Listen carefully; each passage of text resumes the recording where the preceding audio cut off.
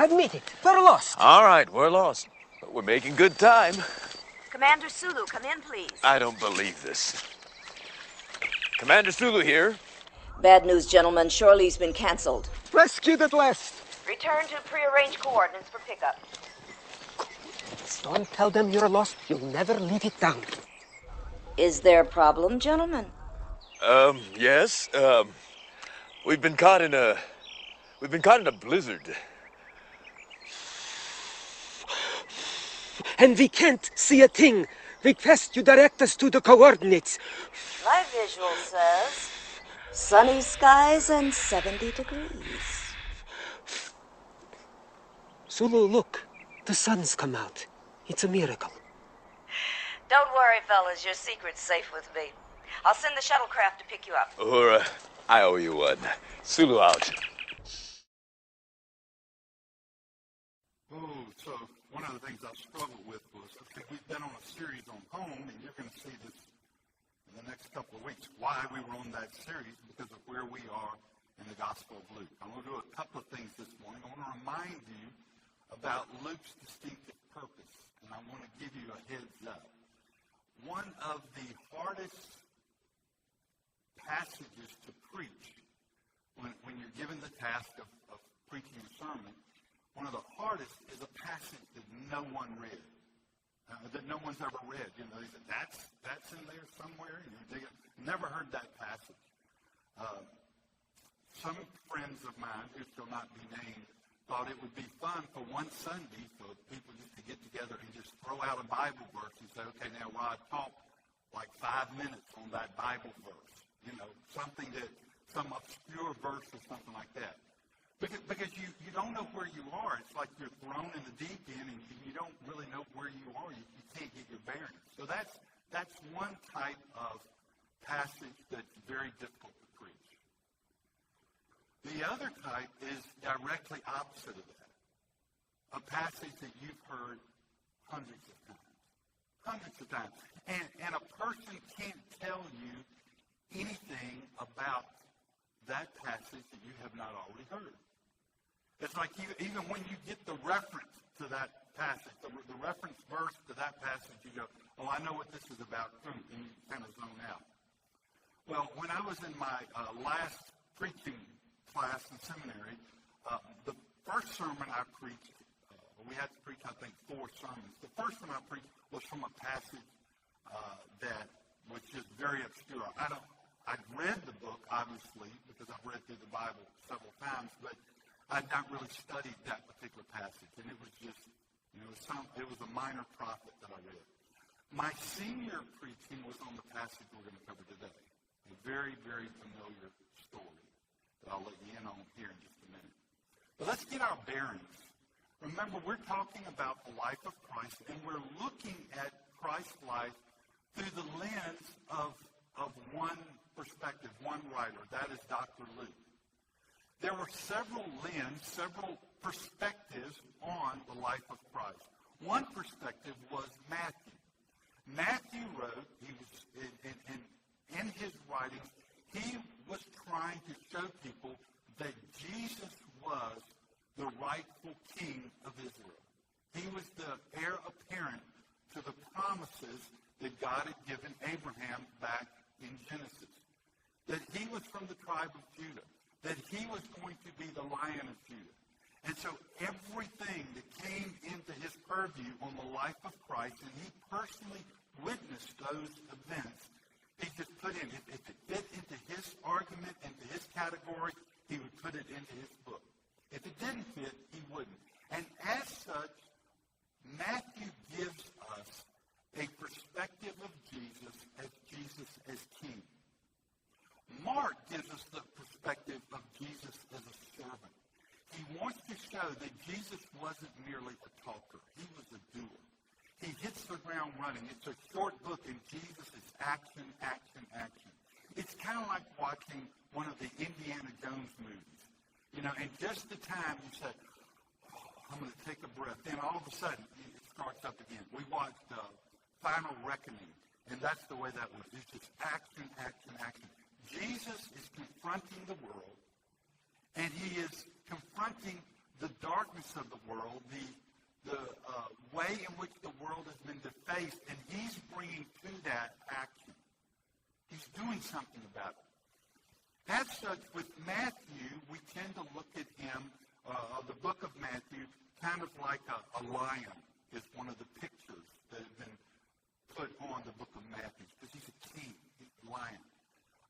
On Mark, we put the picture of an ox, because, he gets down and he gets it done. He carries that burden, and that's the book of Mark.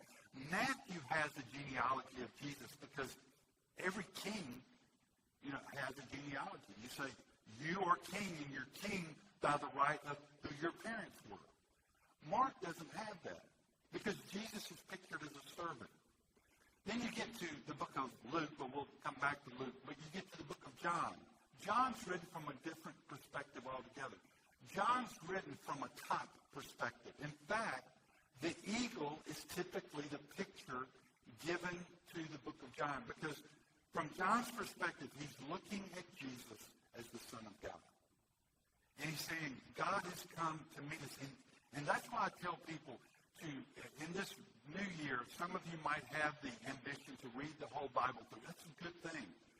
But I having done that several times, you get to a point where you're just reading words on the page, and you go, okay, I've done my 3 chapters, done. It's just kind of like something to check off.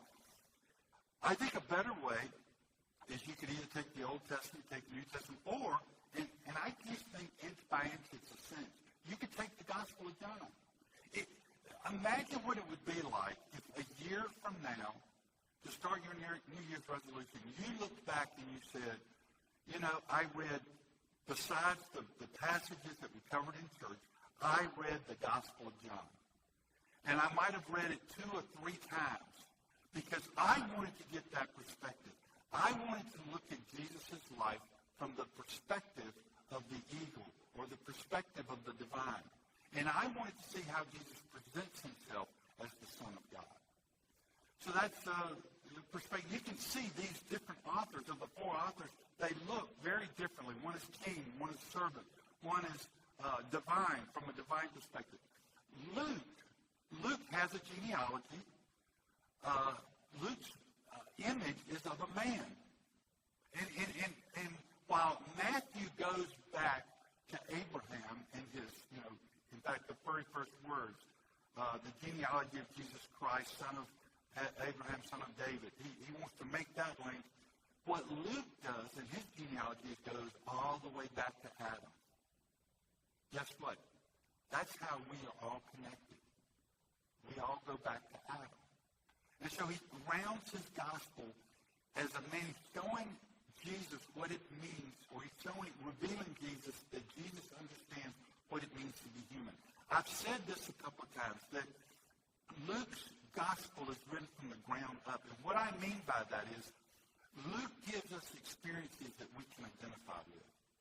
It gives us experiences that we can feel. It gives us experiences that if we traded places with the person that's experiencing that, we'd say, I know exactly how you feel. I know exactly how you feel. They are extraordinary in some way, but they're ordinary in other ways. And that's the way that Luke is revealing Jesus to us. And so we've been going through the Gospel of Luke for almost a year now. In fact, it's quite right at a year. And we're getting into Luke chapter 15. Luke chapter 15.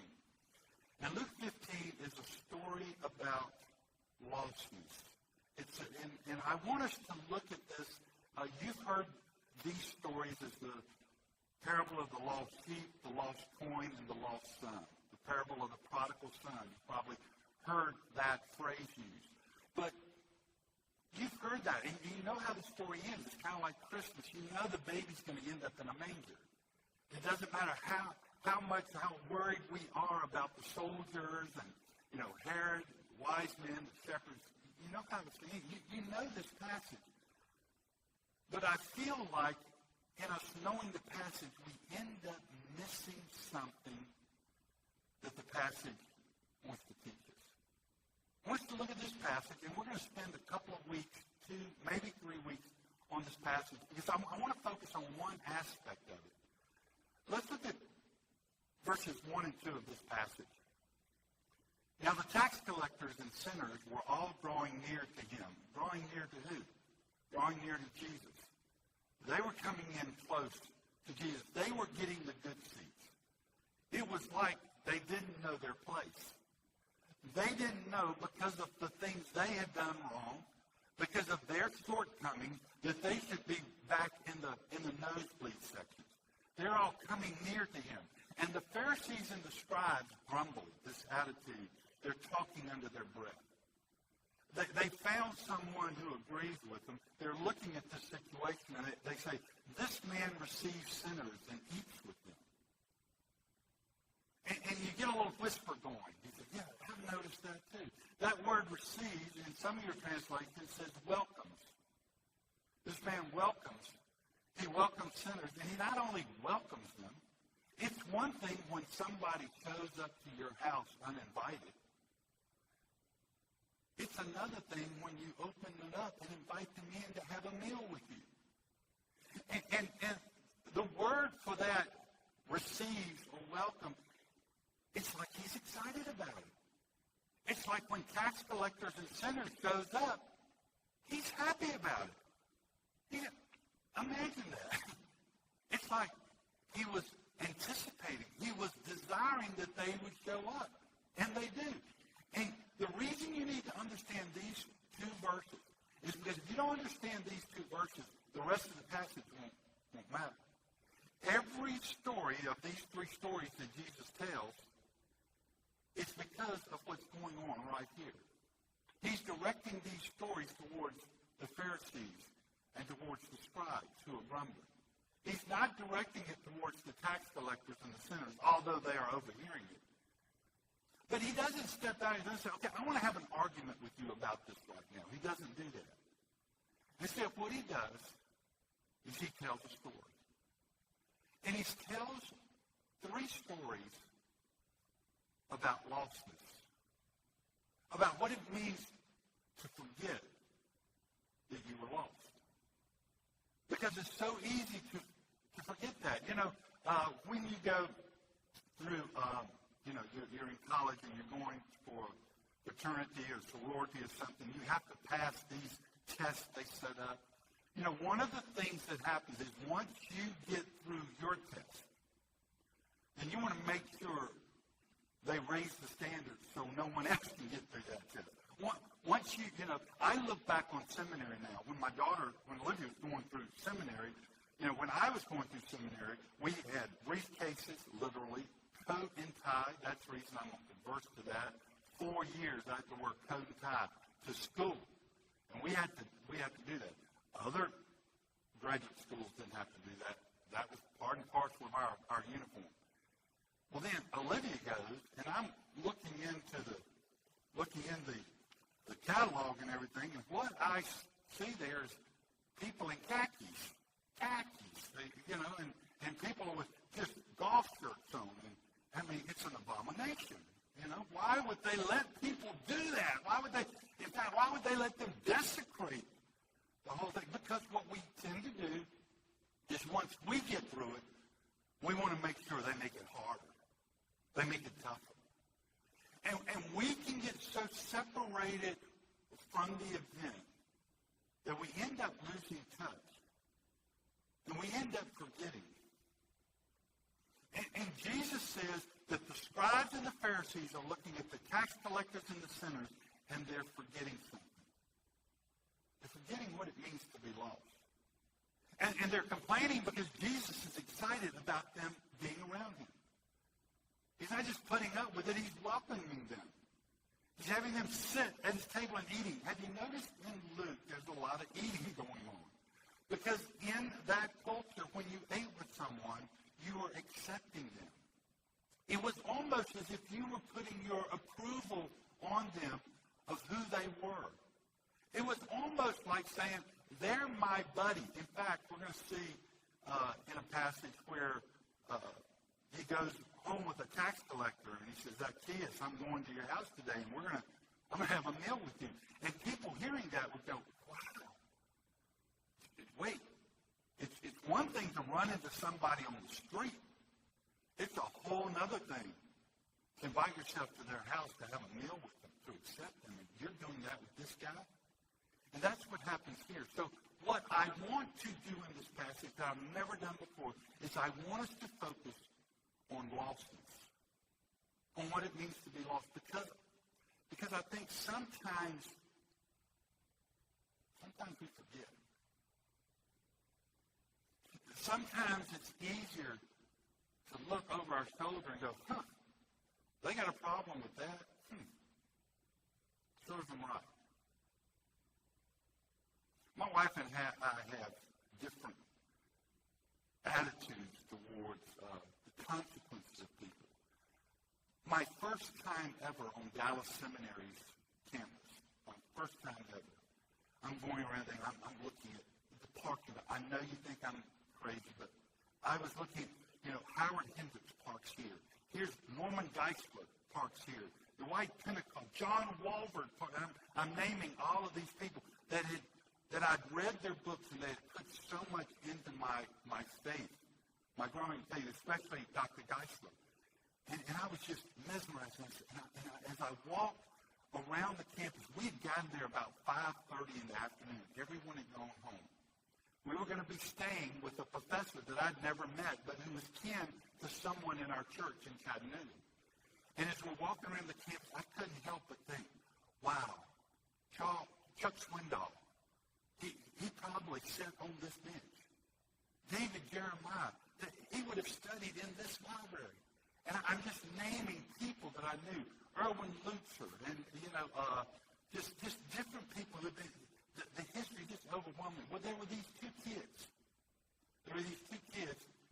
Two kids, one bicycle. And one of them was riding on the seat. And the sister, the little girl, was riding in the handlebars. And they're riding. And I start crying. I just looked over and I just kept walking. Well, I looked back to tell Gail something, to show her something really important. And I can't find Gail. And I look, and Gail's back there, hugging on the little girl, brushing her off. And in that moment, you know who I'm like? I'm like the Pharisees and the scribes. Because you know what I did? You got to keep up with me, woman. Come on. You got that. They got exactly what they were asking for. Now let's go. And maybe they'll learn next time. But that's the way it is with lostness with us. It's so easy when we've been found that we don't appreciate the being found, and we forget the distance between the lostness grows. So this morning I want to talk about what lostness feels like, and it might surprise you. It might surprise you. The first thing we're going to see is lostness a lot of times feels like being out of place. Lostness a lot of times feels like being in the wrong place, being not in the place you wanted to be. It feels like you're out of sync. I want you to look at the next verse, because Jesus, again, he doesn't argue with them, but he tells them a story. He tells them these three stories, and these three stories are linked together. Here's what he says. So he told them this parable. Because of their grumbling, he tells them this parable. What man of you, having 100 sheep, let's just stop right there. Jesus is going to do the same thing he's done in chapter 11, I think verse 5, verse 11. He's done it in chapter 14, at least twice. He uses this phrase, what man of you? Or who among us here? Who, because what he does, he puts a situation out there, and he says, who wouldn't act like this? And he gets you to buy in to how you would act. He says, what man of you, having 100 sheep, if he lost one of them, does not leave the 99 in open country and go after the one that is lost until he finds it? Now, there's several pictures he's drawing here, or the clarity of this illustration comes into focus when you realize having 100 sheep was not having 10 or 15 or 20. Having 100 sheep is pretty good. It would be moderate success. It's a person that has moderate successful business in the sheep herding business. 200 200 would be pretty excellent. They usually 300 was like the top. This comes from a book by Bailey, and it's Poet and Peasant. And what he tries to do, he's, in my opinion, he's a little off on some of this because he looks at what people, the mentality of today, and that's a little different from what we know the mentality back then was. 100 sheep was a pretty good amount. And we might say, well, I got 100. What's one lost? But Jesus says, none of you would act like that. None of you would allow one sheep to go out where you wouldn't put the effort to find it. How does a sheep get lost? How does a little lamb get lost? About a month and a half ago, I was in a meeting. It's almost 2 months now. I was in a meeting, and the owner of Union Grove Farms, you might know Union Grove Farms here in Orange County. It's where Mapleview Farms used to be. And Greg Bolin, say that name, Bolin. Pat works with Greg Bolin, and Laura has worked with him. And Greg was giving a talk to some businessmen, and I happened to be in this meeting. And he was talking about what he's trying to do at Union Grove. It shouldn't be unique, but it really is. It's regenerative farming. And he's put his money in grapes. Grapes. He's doing that. Not wine, grapes. And he's growing grapes that are going to be unique. And he's put a lot of thought into this. He's hired a lot of good people around him to give him advice. And one of the things he said is that they put sheep out on the land. And they do that because there's kind of a symbiotic relationship between the sheep and the vines and stuff. But he made this statement that I found fascinating. The reason they use sheep and not goats, he says, because sheep keep their head down. Sheep look down. And they keep their head down. You know what a sheep, a lamb, a sheep does? Is he eats the very next thing in front of him. He'll eat this grass, and then he'll eat this grass, and then he'll eat this grass, and then he'll eat this grass, and he'll just eat the very next thing in front of him. And it's easy to see if he's not up looking around saying, hey, where are we? Where's the herd? Because they love to be with the herd. But if he just keeps doing the very thing in front of him, he can end up drifting away. And Jesus tells us a story about, evidently there was one of them that he didn't do anything radical. He just ate the next blade of grass in front of him. And he did it again. And he did it again. And he did it again. And after a while, he realizes that he's somewhere he didn't want to be. We might say he's lost. The shepherd definitely thinks he's lost. And he probably left the 99 with someone under his care. But it's the owner. It's the man that owns the sheep. It says, what man of you having 100 sheep? And so that one sheep is precious. What man of you doesn't go out and try to find him? You know what lostness feels like to that sheep? It feels like I didn't do anything really wrong. It feels like all I was doing was the very next thing in front of me. All I was worried about was the very next thing in front of me. He's just doing something one day, and then doing it the next day, and then doing it the next day, and then doing it the next day, and then doing it. And then finally, this is not where I want it to be. This is not where I wanted to live. This is not the job I wanted to have. This is not the degree I wanted to have. This is not the wife I wanted to have. These are not the children I wanted to have. But here I am. You know what we call that? Midlife. And you wake up and say, that's what lost you. I put down here, it feels disoriented. It feels exposed. That little sheep, he's vulnerable because he's away from the herd. He feels alone, and he doesn't even know what happened. He doesn't know, how did I get here? This is not some grand plan. I'm just here. And I'm lost. I'm isolated. And then you know what sinks in after that? It's fear. Fear is the overwhelming sense of fear. not something I intended. It's not somewhere I chose to be. It just happens. And it happened innocently enough. And Jesus, by telling this story, tells the Pharisees and the scribes, you have forgotten what it feels like to be lost. You have gotten along with your crowd, with your buddies, with people. They'll say that a boy to you, and will pat you on the back, and make sure that they look at you like you're important or something. And you've gotten around people that will tell you what you want to hear, and you have completely forgotten what it feels like to be lost. But to be lost feels exposed. It feels vulnerable. It feels like everybody's deserted you. And again, it wasn't because you did anything to deserve that. It was just you were doing the very next thing. Then you find yourself in fear. The second thing that feeling lost feels like is it feels like a panic. It feels like frustration. It feels like a sense of urgency.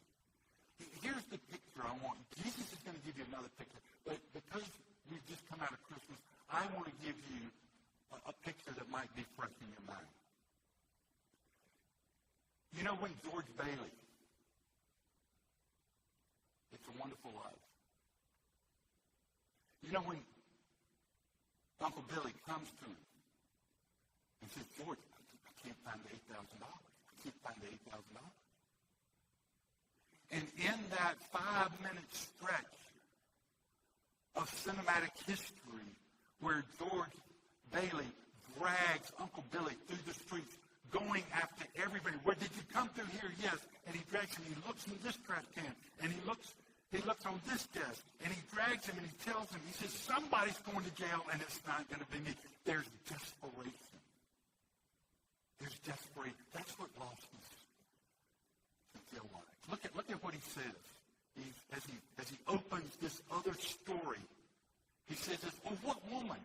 First it was a shepherd, a gentleman by all accounts.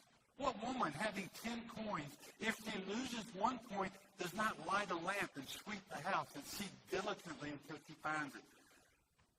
It didn't go far, but it's lost.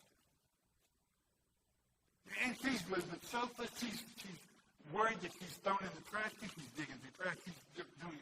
Here's the reason I know this. It's because my wife owns a cell phone.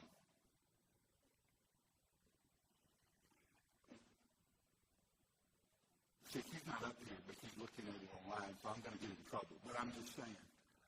What woman having a cell phone, if she loses it, does not light a lamp and sweep the house and seek diligently until she finds it? It's more important than a cell phone. Now, here's let's just go. Ladies need pockets or something because the guys are at advantage to be able to have a cell phone in the pocket and ladies with dresses. But anyway, you get the idea. It's desperation. It's desperation. And lostness in this case, it feels like anxiety. It feels like, when will I find it? I knew I had it. I had it right here. It was right here. And now I can't find it. You've been there. You know that feeling. You know who had forgotten that feeling? The scribes and the Pharisees. Lostness can feel a lot like anxiety and pressure. Because we get the idea that we can't be at home and be lost. But here, sure is. And just because we don't think the sheep, the one lamb, is a big deal, and just because we don't think the one coin is a big deal, it is to someone. It's a big deal to someone. Well, he gives us a third picture here, and this might surprise you, but lostness can feel a lot like freedom. Being lost can feel a whole lot like being free. I want you to look at this third picture. And we haven't seen all that these pictures tell us. We're just opening up these three pictures in a way that hopefully you've never experienced them before. And he said, there was a man who had 2 sons. So he went from 100 sheep to 10 coins to now 2 sons. And the younger of them said to the father, Father, give me the share of property that is coming to me. And the man divided his property between them. Not many days later, so he's thought about this new gain wealth.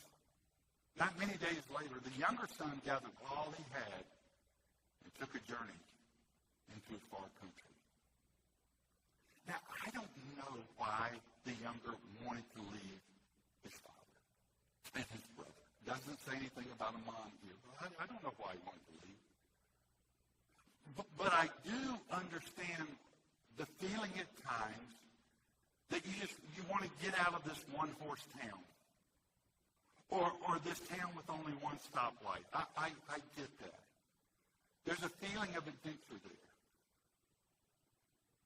And during the time to when his dad divided the property to him and the time when he took a journey into a far country, it's only a matter of days.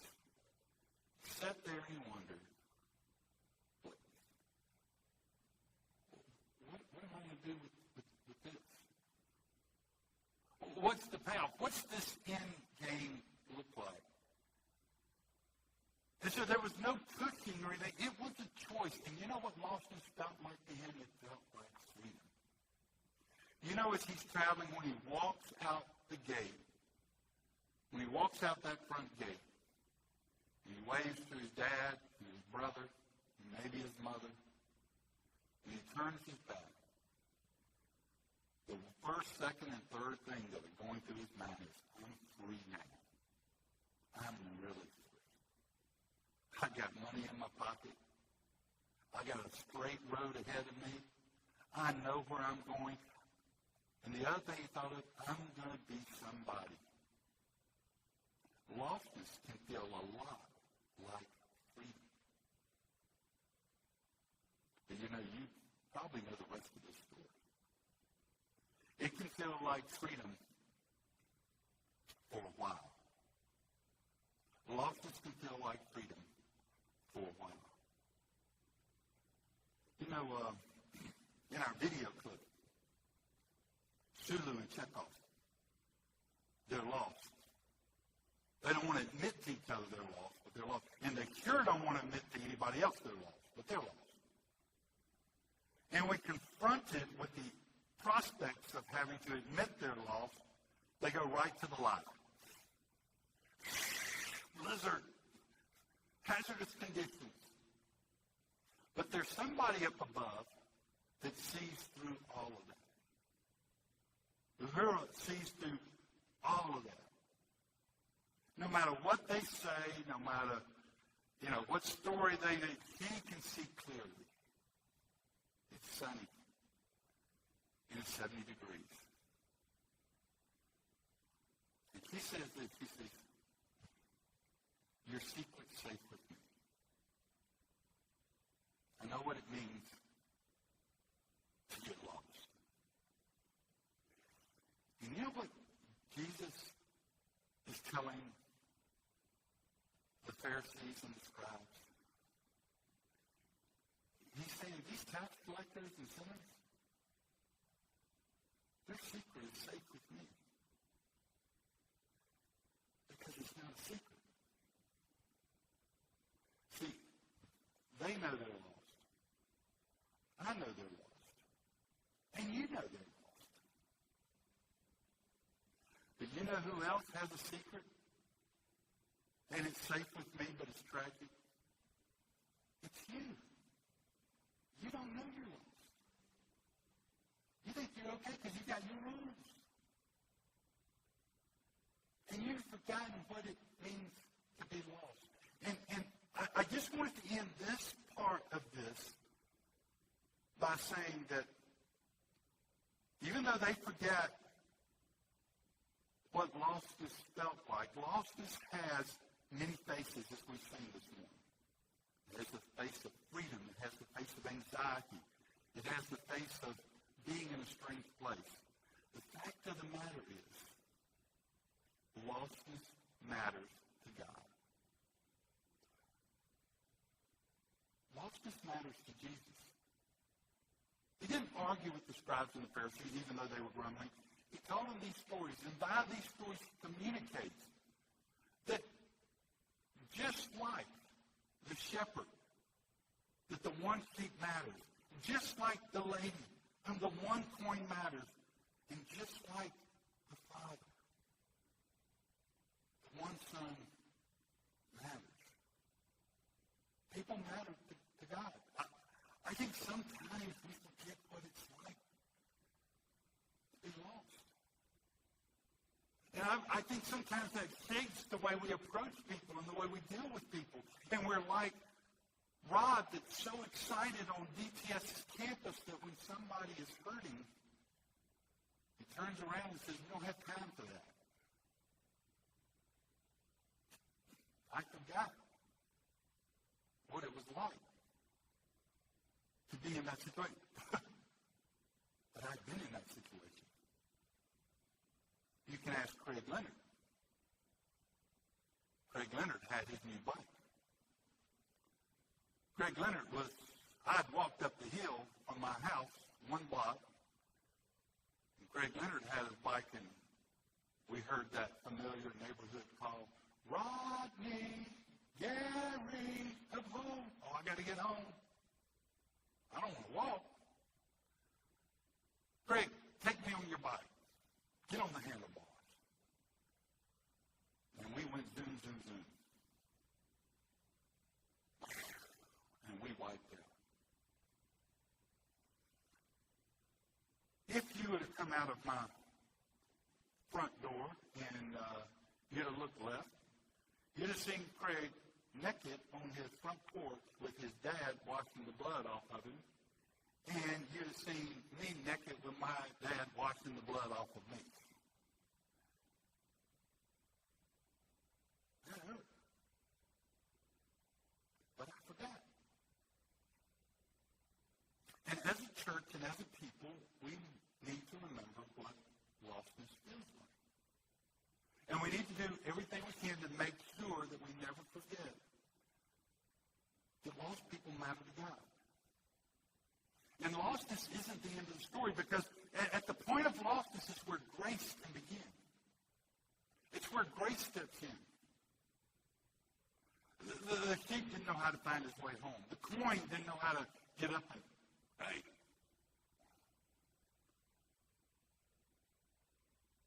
But those things were never forgotten by its owner. And Jesus claims an ownership of our lives. And he does that because he's paid a price for our lives. And so I would just hope that as we step into 2026 that we don't forget what lostness is like. Because it has different faces. It reveals itself different ways. But when you get down to it, it's a yearning to matter. And people need to know they matter. People need the Lord, and they need to know that God cares about them. And that's what we've been doing, and what I love to see us continue doing, is not forgetting what it means to be lost. Let's pray. God, I know that you care about lost things and lost people. You care about forgotten things and forgotten people. They matter to you. Lost people matter to you. So much so that you came and rescued us. You saw us from above and you came and rescued us. Father, help us realize that lostness isn't the end of the story. It's just the beginning.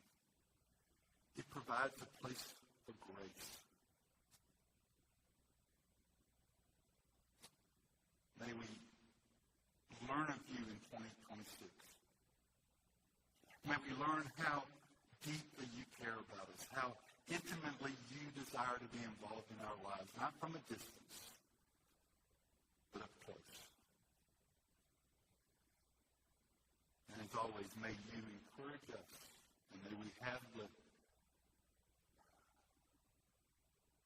strength and the courage to take the next step in an ever-growing relationship with